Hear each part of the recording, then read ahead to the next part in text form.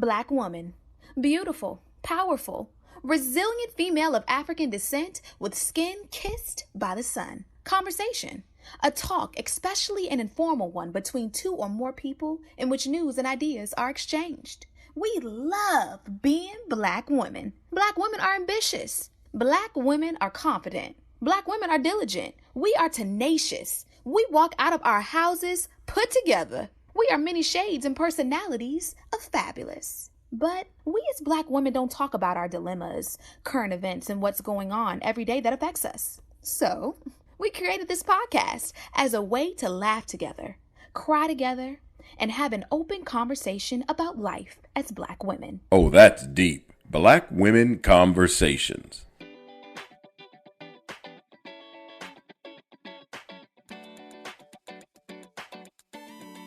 Hey, Nicole. Hey, Janine. How's your week been?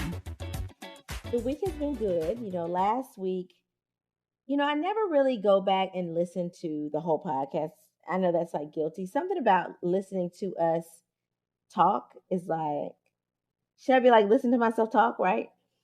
But the last episode, I listened to myself gripe and complain. So I'm not going to complain this week. I'm going to say it's been a good week. I had a good Mother's Day weekend. I had a little brunch at the house. It was fantastic. I had family and friends in town.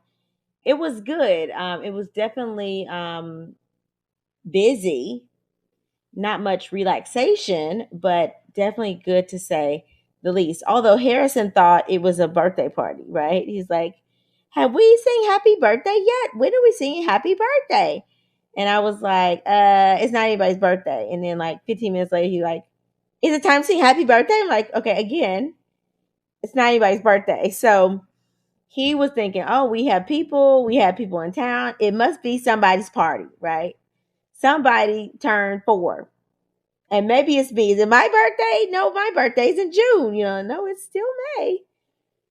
So it was fun though. Mother's Day, I was telling somebody earlier, like Mother's Day is like the new Valentine's Day for any woman that has carried a child. It is the new Valentine's Day. So guys, if you did not know, we expect like really nice gifts on Mother's Day now. This is also the holiday for you to prove your love to us. Okay. So, it's Valentine's Day part 2. Yeah, it was good. How was your weekend? I worked a lot, of course, and I did. So this past weekend was super fun. Couple of things. It's very odd. It was a very interesting weekend. So I worked on Saturday night, and then I went to go to a watch party after that for the Defenders, who unfortunately lost in the finals in the championship, but went to go to watch party there, then met some more friends. Okay, long of it is short, I got home at like 6 o'clock in the morning on Mother's Day Sunday, like I was still 20. And there are a couple of things that I realized so my mother and I had planned on going to church together on Sunday, which we did. However, my church still takes temperature. So when I got to church after having been out all night, I had a fever of 101. And so I had to sit in the car while my mom went into church. So you know what that told me? Because then later on, I didn't have a fever after I had gotten some rest. You know what it told me? Another reminder that Janine is not 20 anymore. Because while I felt like I could still push and I, pulled myself together so I didn't look like last night, my body was like, girl, pause. What's going on? So, yeah, that's how my weekend was. But then I did get to enjoy Mother's Day with my mom. So let's tell the truth here, right? Uh-huh. So, one, you out there having a hot girl summer already. Working and having a hot girl summer. That's spoken like a true trooper. I'm just sitting here thinking, I wouldn't have been able to keep up. Like, leaving my house at 3 p.m. and not getting back home until 6 a.m. I don't even think I did that in college, Janine. I don't think I did that then. I was like the old friend in college, though. I remember like Melissa was mad. What was that club that was right across the canal? Yes, but Yeah. what was it called? The one that had the phone parties all the time. They changed the name of it. It changed to Chocolate City or something like Y'all that. know what we're talking about. Yep. If you've ever been to Xavier University, the club that's literally right across the street, right across the little canal. I wore a brown and tan dress. This is freshman year. You may have been there with us, Janine. And it had like a little tie and splits up the side, but it was fitted, right? And let me tell y'all something. Freshman year, you couldn't tell me nothing, okay? So I knew I was looking good, but I wasn't like Hoochie Mama looking good. I was classy Hoochie Mama with the slit up the side looking good, right? So Melissa was like, you need to put a shorter dress on. You dressing like somebody that's 30. You're not 30, you're only 20. I wasn't even 20 at that time. I think it was like 18 or 19. And I was like, no, this is what I'm gonna wear, and I'm gonna wear it. And that is what I wore that day.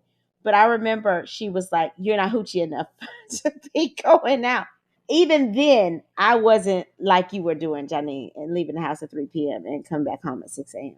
So I didn't do it back then either. And I don't do it regularly now. But what I've found is being an events person, when you do events, other people want you to come to their events, right? So I've also found that at this age, if I'm out, it's easier for me to stay out than for you to get me out if I'm not out. So when I'm out and people invite me to things, I will continue to stay out until I have to like regroup, right? But if I'm in the house and you invite me to something, you can bet your bottom dollar, unless you are like in my tight circle, that I'm not leaving my home.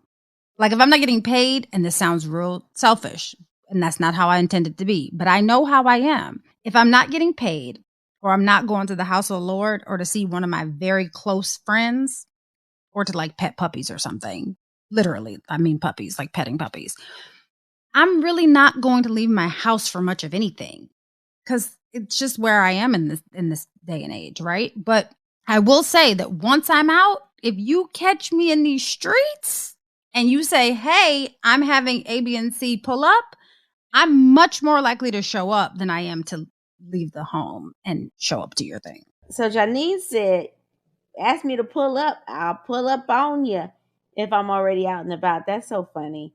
But you know what our listeners probably really want to know is, but when you were in the car by yourself, did you take a nap? Or did we listen to church online? You really listen to church online? Oh, she's such a I did. Look at that, just good Kojic girl. I did listen to church online, and it was very good too. So I wasn't going to take a nap in there, because I was a little concerned at first, to be very honest with you, because when they took my temperature and it said 101, I was like, I was out all night. Now I'm trying to figure out, like, could I have caught COVID? Like legit, that's the first thing that came through my mind, right? And then I was like, I also know my body, and I often feel sick when I am like worn down, but I didn't even feel sick. Like I didn't feel like I was getting a scratchy throat. When I get super tired and haven't had any rest, like sometimes it'll feel like my throat is scratchy and I'll start sounding like a man a little bit. I know my voice is already a little deep. So, when I don't get sleep, it sounds real froggy. So that was part of it. Part of it was like nerves, like, Jesus, do I have COVID? And then my mom's been in the car. So that means that I could have possibly given COVID to my mom. And it was all of those things were kind of going through my mind. So I needed to watch church. But then also it was more like, anyone who knows me knows this. Like I really have this thing about, if I have enough strength and energy to stay out all night, I had better have enough strength and energy to stay up in church the next morning. So I don't play the like, hey, well, this is nap time. There was a point in my life where I did do that, where I would stay out all night and work the club, stay up till 2, 3, 4, or 5 o'clock in the morning consistently every weekend, and make it to church maybe 2 or 3 times a month. And it wasn't a good point in my life. And I'm not going to say that, if you don't go to church consistently, you're going to have bad points in your life. That's not what I'm saying. I'm just saying, for me personally, that wasn't working for Janine, and that wasn't working for my walk. Okay, Janine. So what's on our timeline this week? Okay, Nicole. So Gabrielle Union is on our timeline. So we've talked about her and D Wade and all of their family before, but this week is a little different. And honestly, Nicole, this week I thought about this. We've been talking about some like kind of heavy, weird, like family stuff, but this one is super positive. I really actually really like this. It's positive and like I feel like there are points of growth in here. I love it. So let's chat.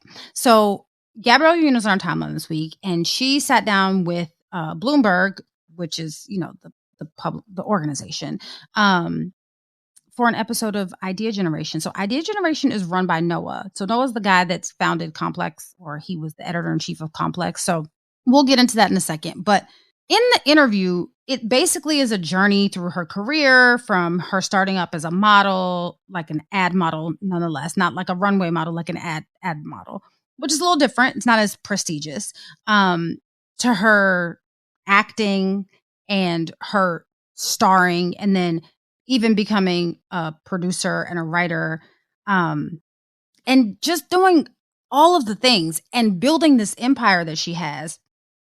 In this interview, she goes over all of that. Basically, like how it all began, why she began to build this empire, all of the brands. It talks about all of the things that she does, like all of the things that she does to support her family, right? So I know, Nicole, it probably sounds like I'm being super vague about this, but I am, because the interview was actually really, really good. And I don't want to like recap the interview here, because I really want people to go watch it. It's very, very good. If you just Google like Bloomberg Idea Generation, once you get to the page, you'll see the Gabrielle Union one. Click it. It's only 30 some minutes. It's super quick and the conversation is super great. So please go listen.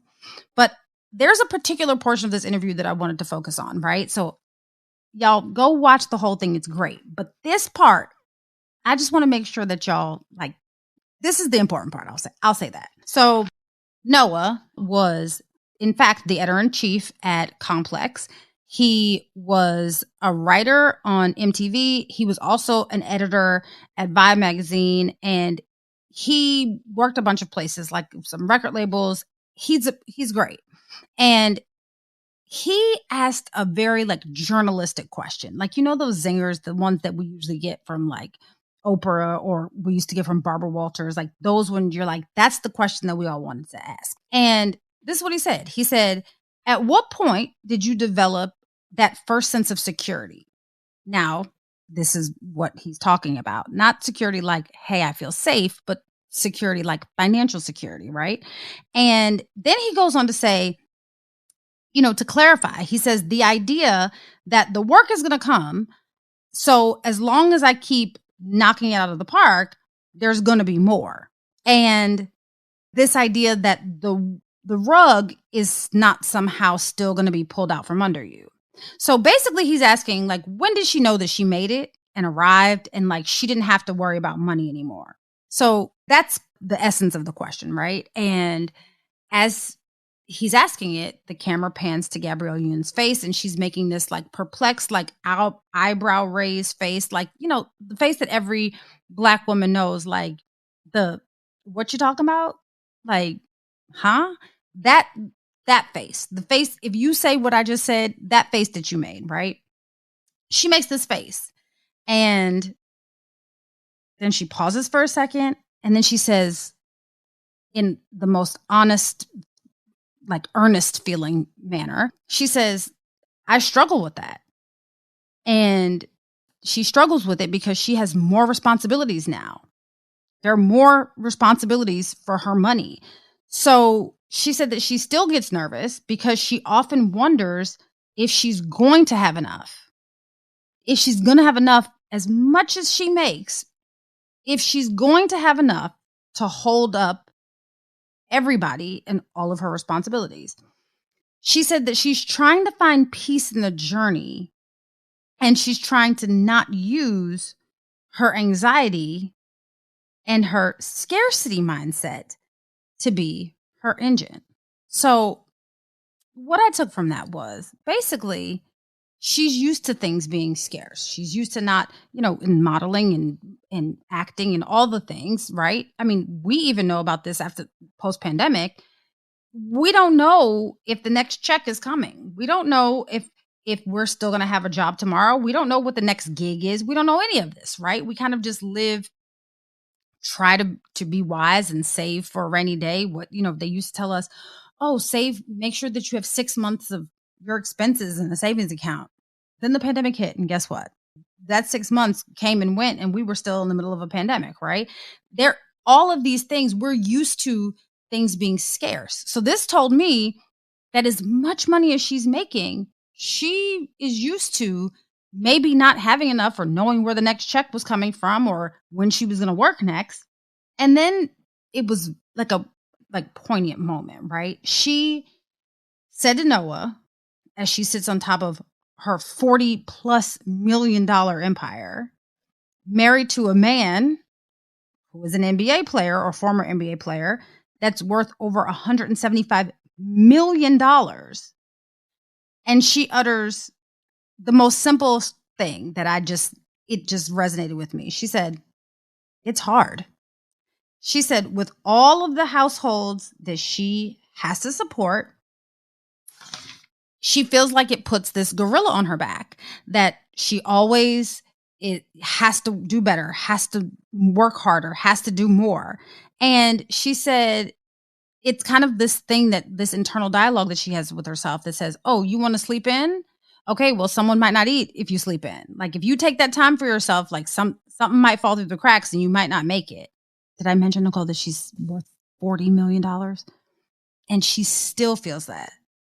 She says it's hard to let it go.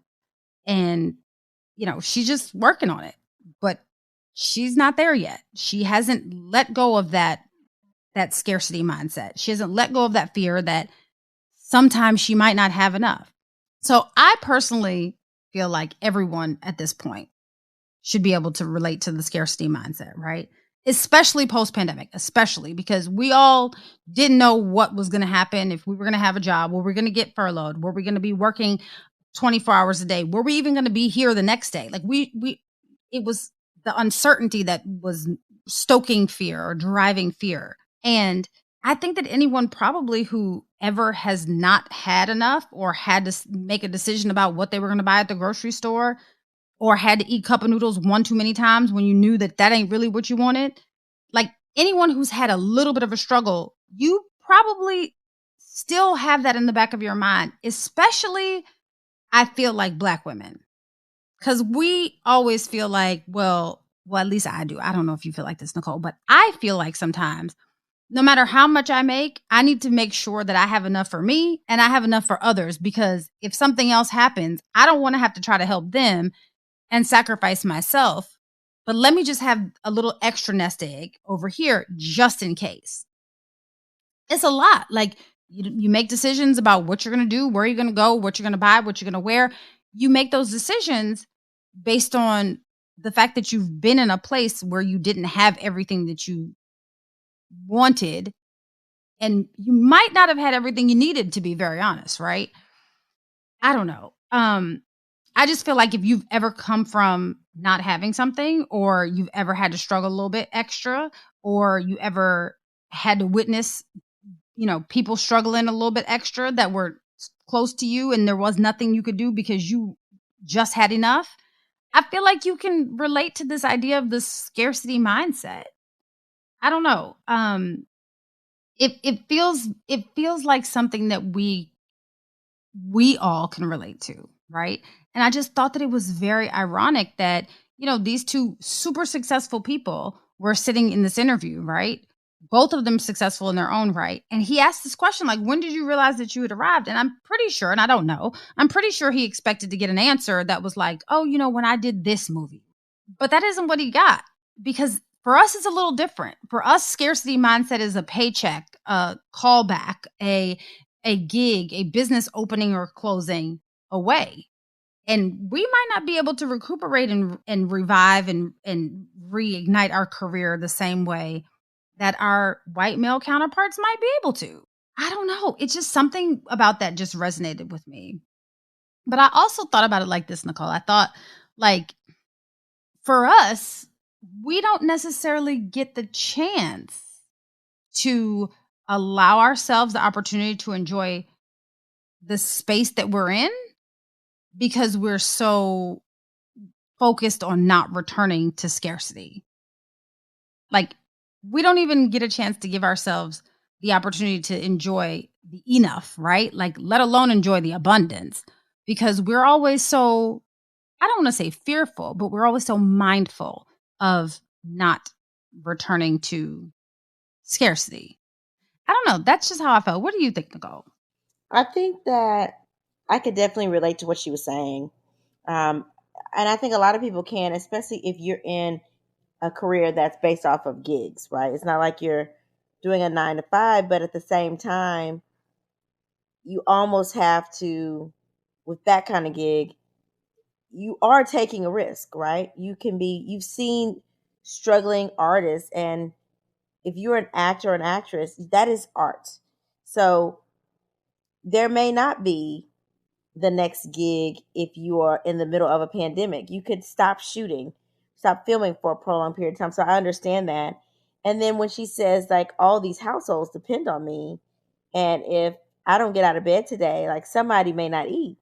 That's some real stuff. Like, that hit home so much. Like, I'm sitting here like, there are some days that I want to quit my job, but I realize that everybody in my office may not have a job if I quit my job. So that means they don't eat. You know, I'm paying my mom her salary. If I don't work, she don't eat. I mean, then that's a real thing, and that is pressure, but it's like that motivating pressure that makes you want to do even more. So it's good and bad. But once you're sitting on 40 million, and even if you don't get your next gig, your husband, who is like part owner of a basketball franchise and who's sitting on 100 million, that should be enough to make you feel like very comfortable. I mean, there are women that are working as secretaries whose husbands, are working at, as an Amazon truck driver, and they will quit their job and be like, my man working, I don't need this job anyway. And will quit their jobs. And she's sitting on 40 million with a husband that's, sitting on over 100 million. And she's like, well, I got to get up because if I don't work, somebody don't eat. I mean, that's a little bit extreme, but I do understand that the lifestyle that she has is not like she can call Uncle Timbo to help pay her mortgage that month. Nobody can help her, so it's on a different level of cost of living. And when you are on 40 million, but you spend 10 million a year to live, that's on a different level. I mean, so we can't relate to that kind of need for money because we don't have those kinds of, call them famous, extraordinary expenses. The more money you make, the more money you use to live off of is a real thing. So she does need more money to sustain the lifestyle that she has.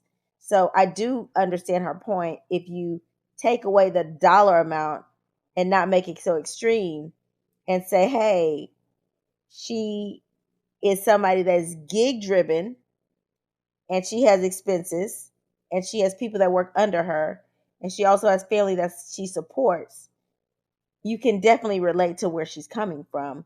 And unfortunately, a lot of our Caucasian counterparts, they don't have to deal with taking care of the family, being the successful one in the family that has to pay for, big mama's expenses and, child, elderly care and all the things that the person that has money in the family may have to step up and do, because unfortunately, Black people don't have much generational wealth. Our generational wealth is very, very limited. And that forces us to have this scarcity mindset to be able to sustain our lives and the lives of all the family that we support, plus the people that work underneath us. So I get it. That's real. Remember when we had that guy on that was a financial expert and he was like, it's the black tax. And that's real. That's real. It's the black tax. It's literally a thing. The people that we don't realize, because rather than us, and this is unfortunate in our community, and I'm not generalizing, but I've seen it happen multiple times in my family as well. Rather than us taking out life insurance and figuring out how to even just do the basics for our family, we would rather like hoard and try to keep everything that we have. And when we splurge, but it's not necessarily the best thing to splurge on. Like, it's very interesting what we do. But Nicole, do you remember watching Girlfriends? I know that you didn't like the show because like you couldn't relate to none of the characters, but do you remember, did you watch it? So my sister loves Girlfriends, and she was here for Mother's Day weekend, and so she obviously watched it this weekend. I mean, it's not that I hated Girlfriends. I just thought, why do we have to be perceived like this? These are Black professional women that still have so many insecurities. And I know that that can be very real, but it would be nice for Black women to be portrayed a little bit more on the positive side. That's all that I was saying. But it is entertainment. And so, yes, I did watch Girlfriends from time to time. Okay. Do you remember that Tony Childs had a Don't Go Back to Fresno fund, right? Like, she was a wealthy attorney and doing super well, but she hoarded this money because she was constantly in fear of being broke at some point, right? And she had this fund that she held onto that was hundreds of thousands of dollars, if I remember correctly, because she just wanted to make sure that under any circumstances, she didn't go back to Fresno. And that's what this reminds me of, right? Like, just in case, like, we always have this safety net, right? Like, I don't know, but I know when I was very, very young, I don't know how old I was, but I had to be before I was 9.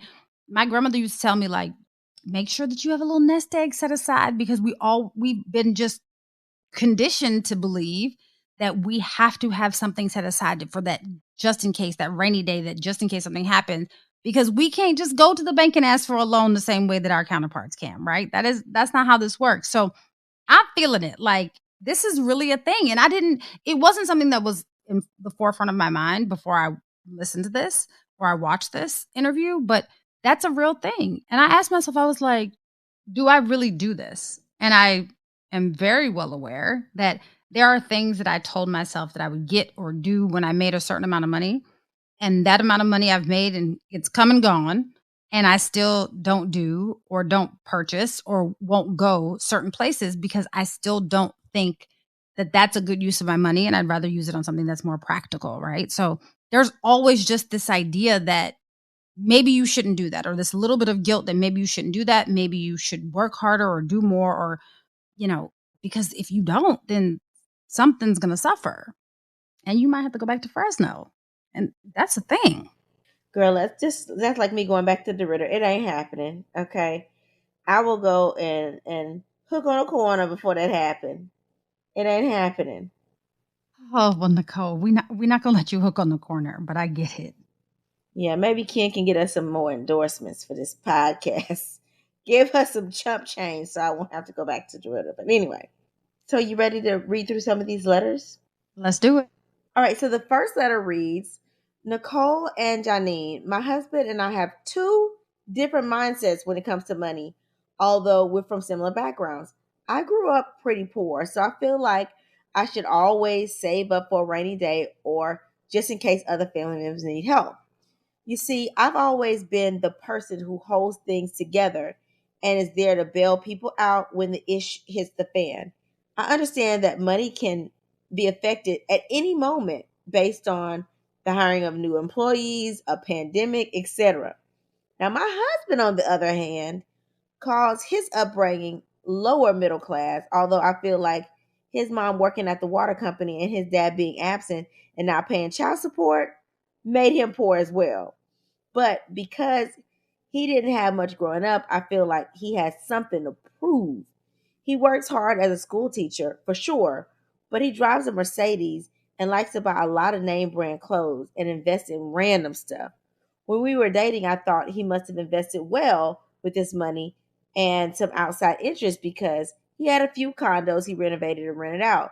But now that we're married, I realize that he's someone who lives check to check and is okay with living check to check. It's as if he doesn't understand that we have to save for emergencies.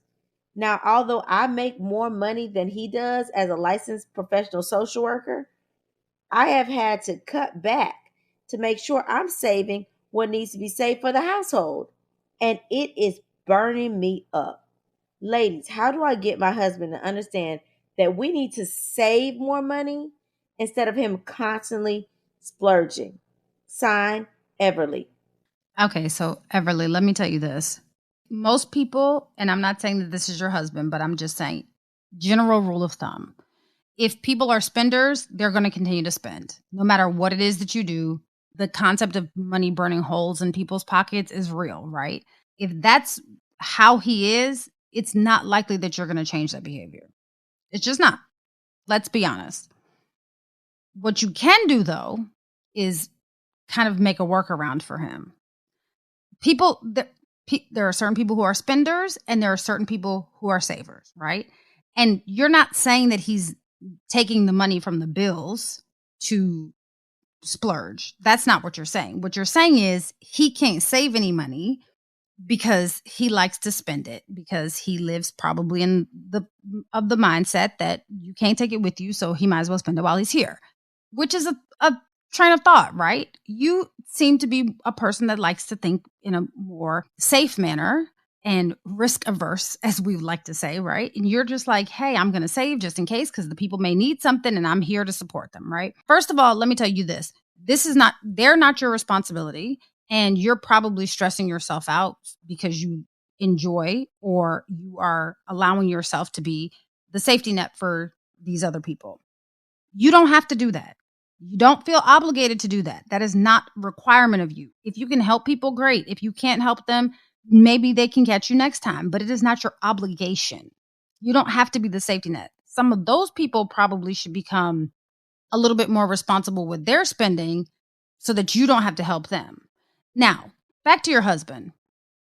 I understand that it's probably frustrating, but again, you didn't say that he's not paying the bills. If he's paying the bills and his responsibilities are taken care of, honestly, girl, you don't know let him splurge, right? Is he buying you nice gifts? Let him splurge.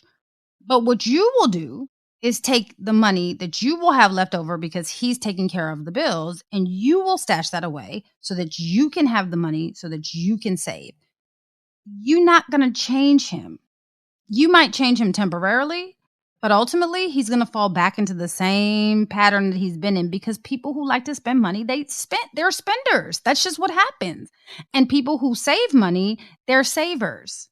And as frustrating it is for the savers that you watch people spend money on frivolous stuff like eating out and buying shoes and clothes and stuff like that, it's not really anything that you can do about it. That's what they want to do with their money. Just like you want to save your money. And as much as I just told you that you don't have to be the safety net for those people, I bet you will be there when they call the next time because that's how you are.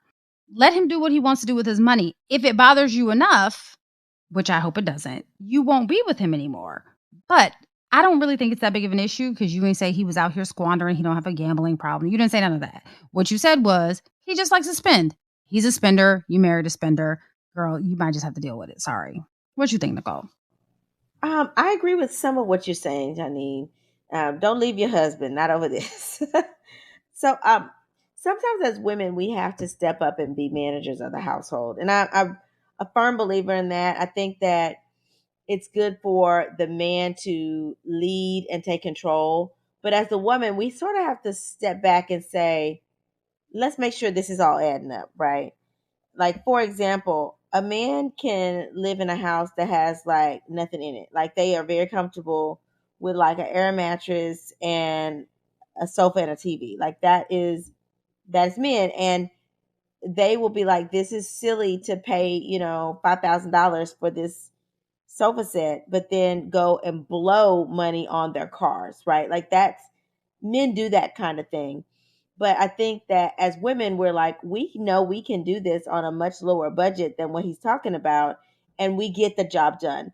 So I will say, one, you may have to stifle away some money and put it in a separate account and save for the household.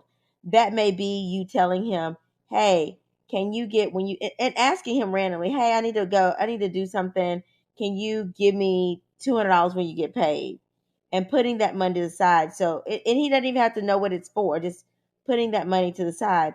Or some people do better when they're saving for a goal, right? So my mom is, she is basically our full-time nanny, right? So we pay her a certain amount. But my mom has no bills. We paid her house off. She has no car. We bought her car. She doesn't have any insurance. The only thing my mom has to do is pay her property taxes and pay her cell phone bill. That's literally legit all she has to do, right? And you would think that means that she's saving a lot of money, right? No, it doesn't. She likes to shop. She likes to look good. She likes to go get her hair and her nails done. And that just gives her more freedom to do the things that she really likes. But now I'm like, hey, I really want to go to Hawaii next summer. We need to save our coins to go to Hawaii. And now she's like, please take $200 a paycheck and move it over there to the side because I really want to go, right? So it's forcing her to save for a goal. So maybe he's that person that needs something to save for a goal and say, hey, yes, when I get paid, move this automatically over here because we're saving for, I don't know, our next set of condos, or I don't know, our next vacation. Or, hey, we have a goal of how much we need to save before we can splurge. Like, let's try to save this over the next year.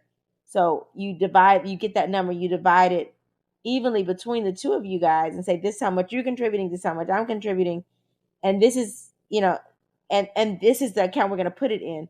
So maybe saving for a specific thing. Like some people just need to see their money being utilized for something or for some goal before they can allocate money somewhere else. So I would say be creative with how you save, a little bit at a time. Just be intentional, putting your money to the side and asking him for money to put to the side. And then once you have the amount that you guys agreed upon, you can't get mad if he splurges the rest of it, right? Like make a goal and say, hey, you get paid, I don't know, $3,000 a month. And out of that $3,000 a month, I think that we should save 800 of those dollars. Like once you get that goal, you can't get mad at him spending the rest of it. And if you are, that means that you need to set up another savings account and say, hey, we're also going to put $50 a month each in this other account for this other thing. Okay. So that way you've saved a year or 2 years or however long you want to save to reach whatever your savings goal is. Now, it sounds like you definitely have a scarcity mindset, whereas he's like, oh, we just going to sprinkle money everywhere. Let's make it rain. If my tire breaks down, I'm going to walk for 2 weeks until I get paid again because I know I'm going to get paid again, next Friday. He's one of those more free-spirited people and has this mentality of access. Like everybody's going to have excessive opportunities to get money. And you're like, nah, that ain't right. So y'all just need to touch and agree on how much to put to the side to save. And I think that this could be a very easy fix. Okay, Nicole. Here's my letter. This one says, hi, ladies. I love your podcast. The two of you pursuing your dreams is inspiring to me. So I wanted to send you a little love from NYC. I'm writing because I need some straight advice and I know that you'll deliver. So I recently quit my unfulfilling job with a major financial institution to pursue my dreams of opening a dance studio. No, I didn't abruptly quit. I planned and saved for almost 5 years for this very moment. So I was prepared for my plans and they seem to be working out pretty well. And it's been 6 months. The only issue that I've had is my mom. When I broke the news to my mother, she was not at all proud or pleased. She said she doesn't know why I would be so stupid to leave a job that I could retire from to work for myself. She just kept telling me that I'm not being safe or wise and that I should be more stable at this age because I could end up with nothing. She even had the Social Security talk with me saying it won't be there for your generation.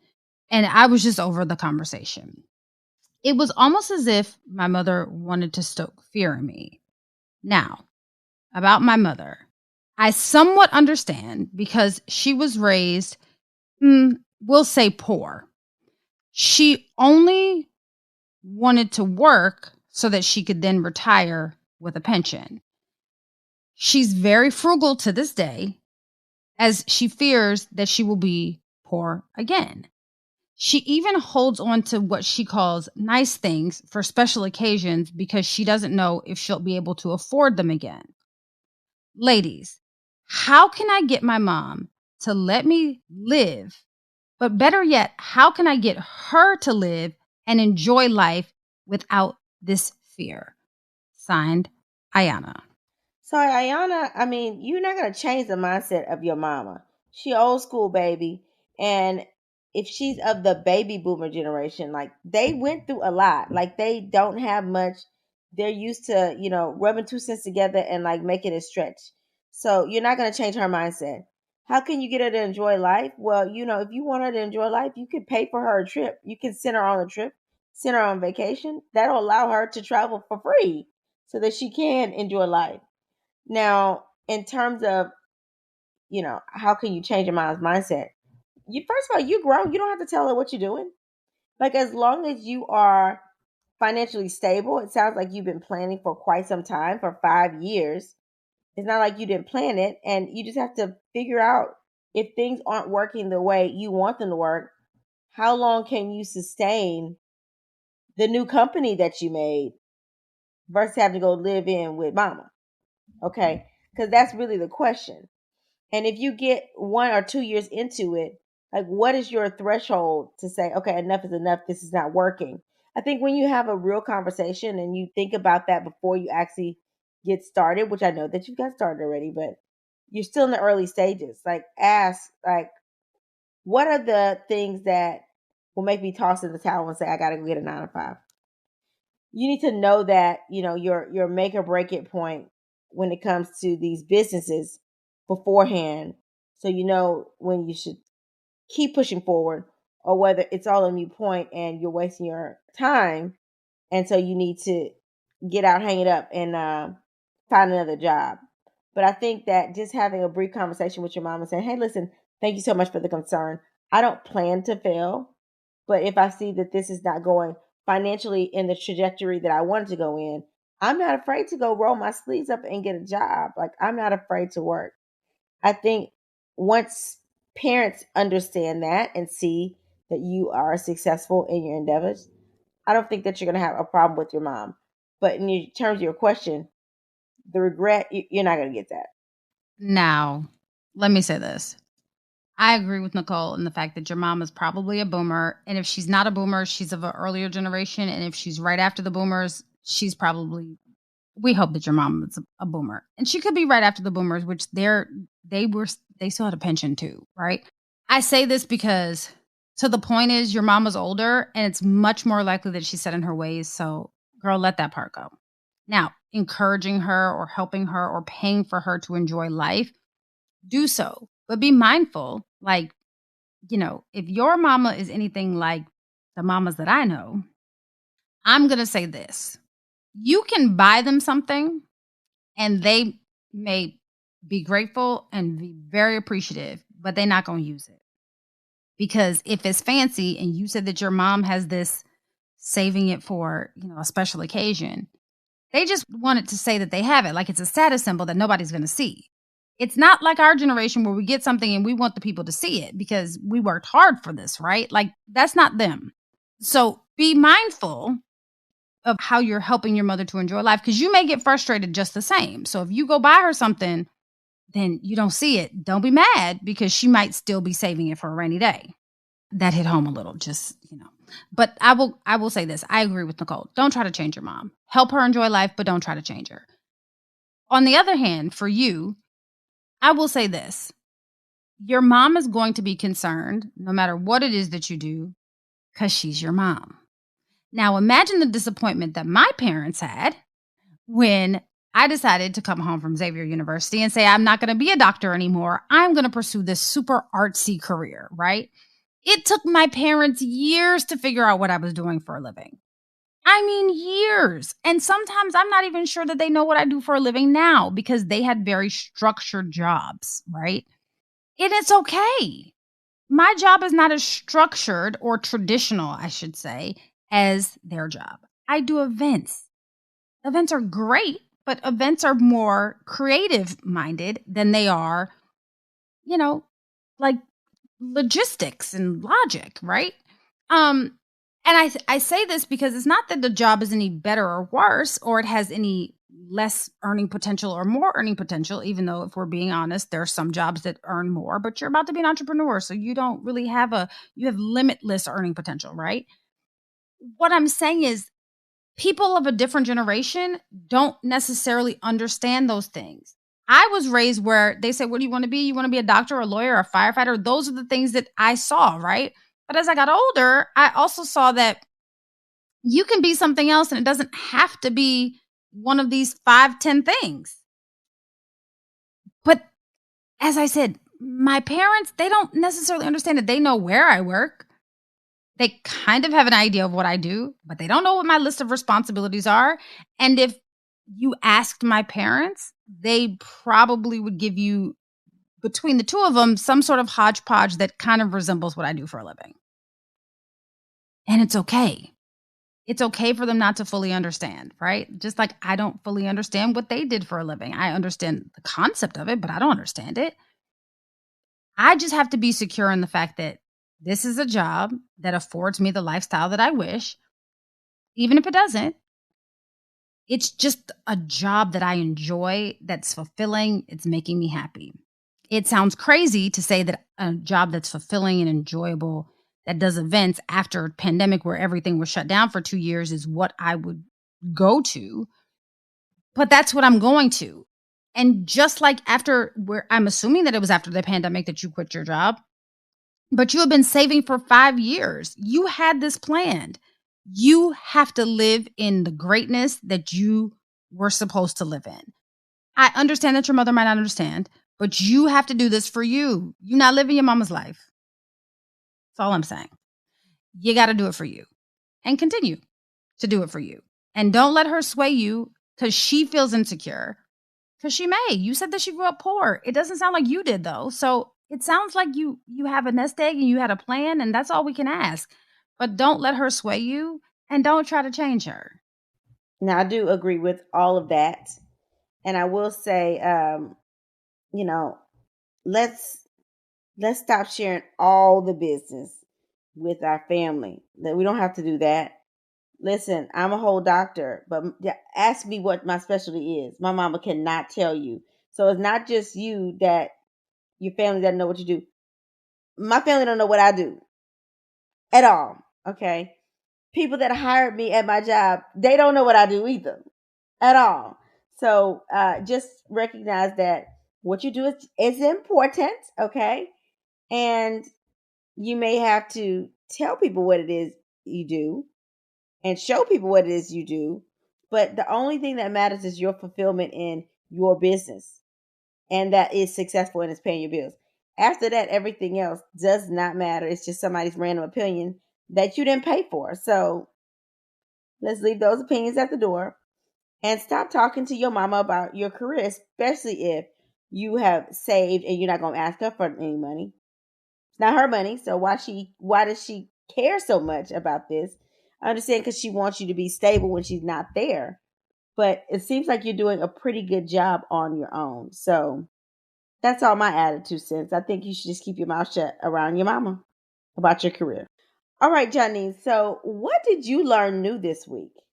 So I was still learning it literally as you just asked me, because I found more articles about this. But I was very interested to know what the Union Wade combo owns, right? So yeah, he played basketball. Yeah, she is as an actress / model / producer, but they own a lot of companies, right? So the first thing they seemingly, and it's hard to keep up with their timeline because it seems like they just pushing it out, right?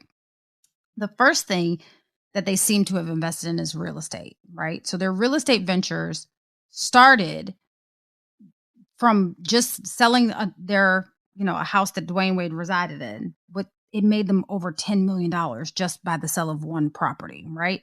So that was a good little cushion and nest egg. But they also have Bitsy Snacks. They have Flawless by Gabrielle Union, which is a hair care product line. Bitsy Snacks is snacks for kids. Super cute.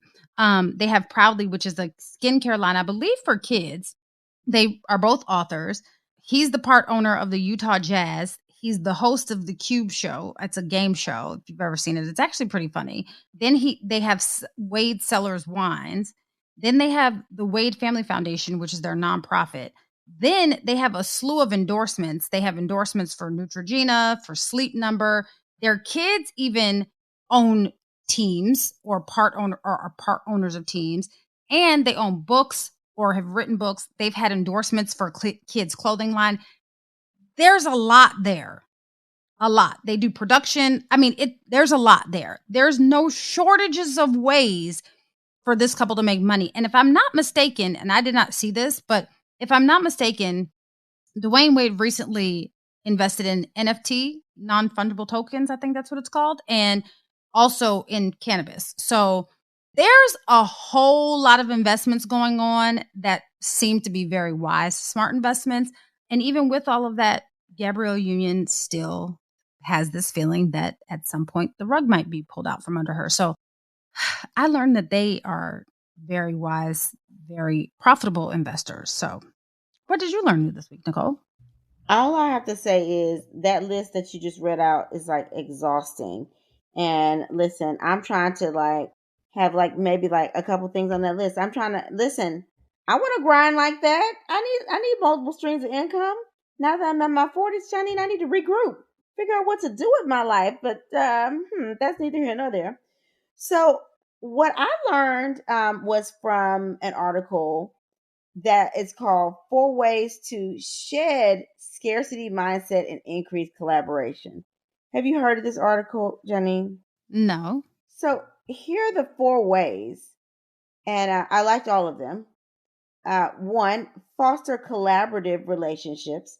And you know that people that have a scarcity mindset seem to think not only are resources limited, but you're like competing for those resources, like, right? Because there's finite resources. If somebody else has a resource, that means you're not getting it, right? So instead, you're trying to foster some collaborative relationships so that you can build together instead of competing with one another.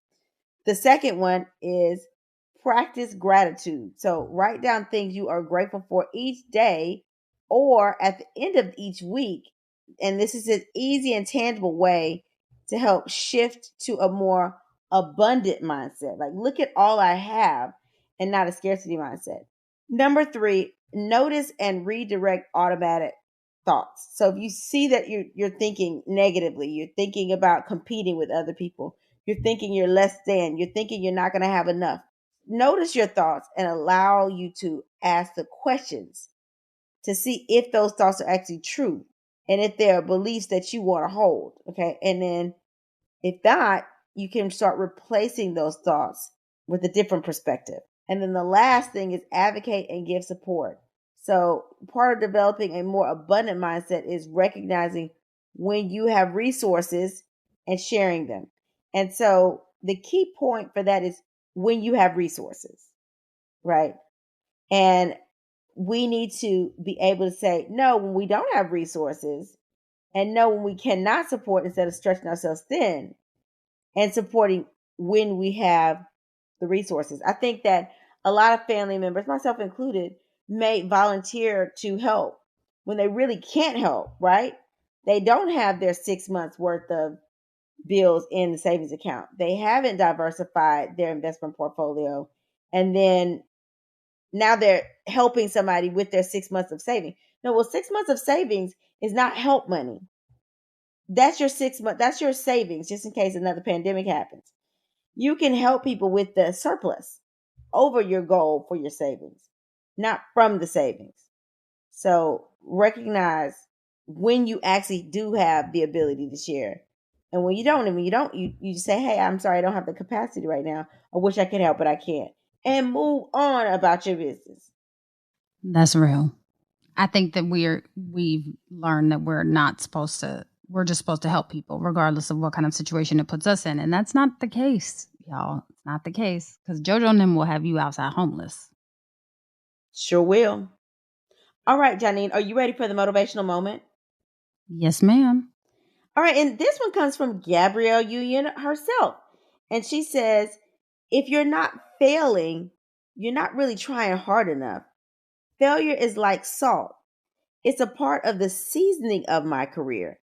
So ask yourself, when is the last time you stepped out on faith and took a leap? Ladies, plan, execute, and fail enough for you to get a win. Until we meet again, Pray, work, slay. and show off your melanated excellence. Bye. Bye. Oh, That's Deep, Black Women Conversations is produced by Nicole Lee Plenty and Janine Brunson Johnson. Executive producer, Ken Johnson. Get the Oh, That's Deep Black Women Conversation podcast on Apple Podcasts, Spotify, Stitcher, Google Podcasts, or where you get your podcasts. Please subscribe and rate us. You can follow Oh, That's Deep Black Women Conversations on IG at Oh, That's Deep BWC. Oh, That's Deep Black Women Conversations is a Mean Old Lion Media production.